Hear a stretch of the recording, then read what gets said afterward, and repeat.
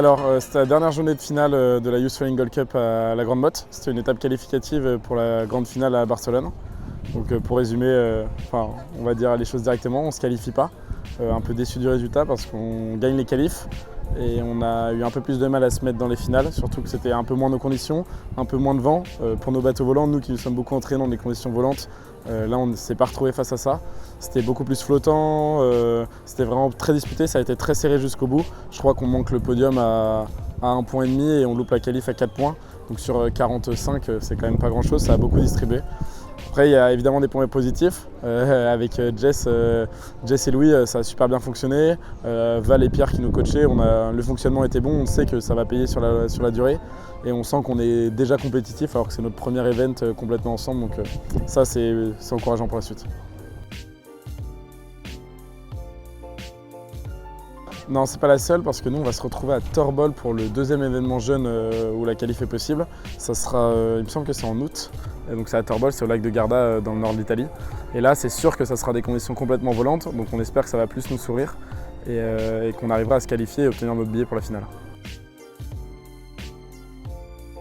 Non, loin de là, parce qu'on sait qu'on est capable de gagner des manches dans moins de vent. Je pense que la météo, au contraire, c'est la pire excuse qu'on peut donner. Ce qui est sûr, c'est qu'à nous d'apprendre à être compétitifs dans toutes les conditions. On sait qu'on l'est dans du vent, on le sait qu'on l'est dans beaucoup de vent, on le sait qu'on l'est dans des conditions où c'est mi-foilant. Mais c'est vrai que là, le petit temps qui nous souriait beaucoup l'année dernière a l'air d'être un peu plus pénalisant cette année, donc il va falloir qu'on rebosse ça. Ah ouais, là on n'a jamais eu ça, ça a été serré jusqu'à la dernière manche, les 4 premiers pouvaient gagner. Bon, malheureusement c'est nous le 4e, mais le niveau il n'a jamais été aussi haut. On a retrouvé Rum Runner, les deux bateaux Lunarossa et Dutch Sail, donc ça c'est les 3 premiers que j'ai cités, c'est ceux qui sont en lice pour la Youth America's Cup en Italie et qui ont un palmarès long comme le bras sur d'autres bateaux.